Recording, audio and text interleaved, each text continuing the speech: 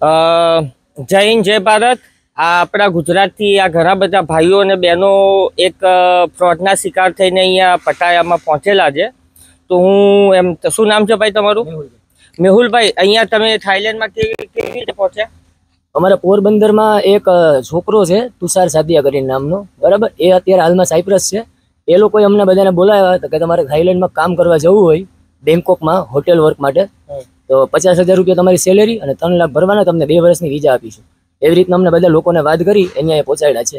Okay, એ તુષારભાઈ ક્યાંના છે? ગુજરાતમાં? પોરબંદરના। ઓકે, ગુજરાતમાં પોરબંદરમાં કઈ જગ્યાએ રહે છે? પોરબંદરમાં રહે છે નરસન ટેકરી આંબેડકર નગરના ગેટની પાસે। ઓકે, એમની કોઈ ટ્રાવેલ કંપની છે? ના, ટ્રાવેલ કંપની નથી એની। ઓકે, તુષારભાઈ જાતે જે ટ્રાવેલ એજન્ટ છે પોરબંદરના, એ શું કામ કરે છે? એ અત્યારે સાયપ્રસ છે। સાયપ્રસમાં છે? સાયપ્રસમાં કે તમારા સમયમાં તુષારભાઈ કેવી રીતે આવ્યા હતા?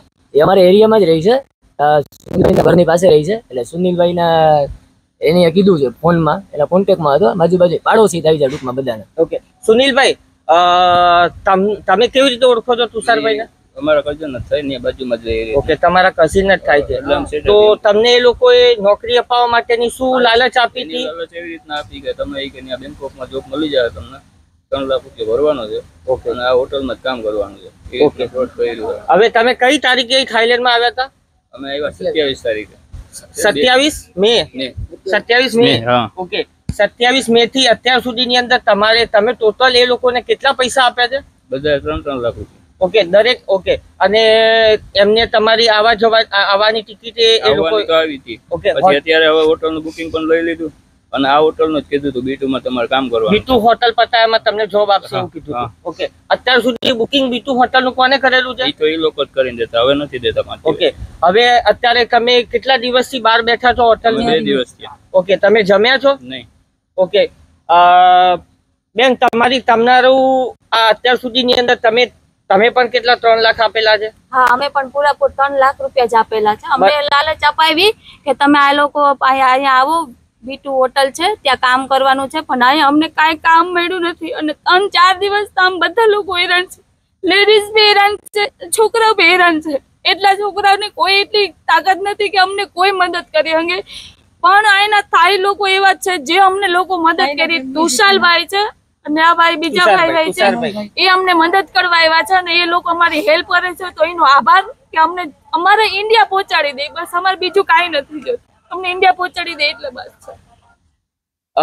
रवि भाई, मैं अभी हिंदी में बात करूंगा। इनके सारे लोगों का इंडिया के एक पोरबंदर का ट्रैवल एजेंट है जिसका नाम है तुषार, ठीक है? बाय चांस मेरे नाम से ही, मेरा नाम भी तुषार पटेल है लेकिन उसका नाम तुषार सादिया करके है, जिन्होंने हर 19 कितने लोग हैं आप? 19 लोगों का 3-3 लाख रुपए के हिसाब से पैसे लिए हुए हैं, 57 लाख रुपए लिए हुए हैं। और इनको कौन सी तारीख को इधर लाया? 27 मई को इधर बिठाया था। ये B2 होटल में बोला गया था कि आपको इंडियन रुपीस में 50,000 का नौकरी, रहना खाना मिलेगा करके उनको यहाँ भेजा हुआ था। उनका फर्जी होटल बुकिंग करके अब तक ये होटल में रोका था। कल से 2 या 3 दिन से इनका होटल बुकिंग खत्म हो गए है। ये 19 के 19 हमारे गुजराती भाई बहन रोड पे बैठे हैं। अभी इनके खाने पीने की कोई व्यवस्था नहीं है, इनके पास एक भी पैसा नहीं है घर जाने के लिए। तो मैं सबसे गुजारिश कर रहा हूँ, मैं अभी हमारी इंडियन कम्युनिटी पता है, इनको खाने पीने की और रहने की हम अरेंजमेंट कर रहे हैं और हम हमारी तरफ से कोशिश करेंगे ये न्यूज़ इंडिया में और गुजरात में कमिश्नर साहब और गृह मंत्री तक हम ये न्यूज़ पहुँचाए। मैं माननीय CR पाटिल साहब को भी विनती करता हूँ कि ये न्यूज़ पे आप फोकस करें और माननीय गृह मंत्री श्री अमित शाह जी को भी मैं रिक्वेस्ट करता हूँ कि ये न्यूज़ पे करें और ये हमारे गुजराती भाई बहन जो भी है उनकी मदद के लिए आगे आए। मैं ये न्यूज़ मेरा नाम है तुषार पटेल, मैं यहाँ लोकल टूर एंड ट्रैवल की कंपनी करता हूँ और यहाँ हम जो ये हमारे रवि भाई है, जो ये हमारे कमल भाई, हम इंडियन कम्युनिटी पता है के एक सदस्य समाज सेवी है। तो हम गुजारिश करेंगे कि इंडिया भारत सरकार की तरफ से हमारे सारे भाई बहनों को टिकट की मदद मिले, उनके घर तक पहुंचाने में आपका सहयोग मिले।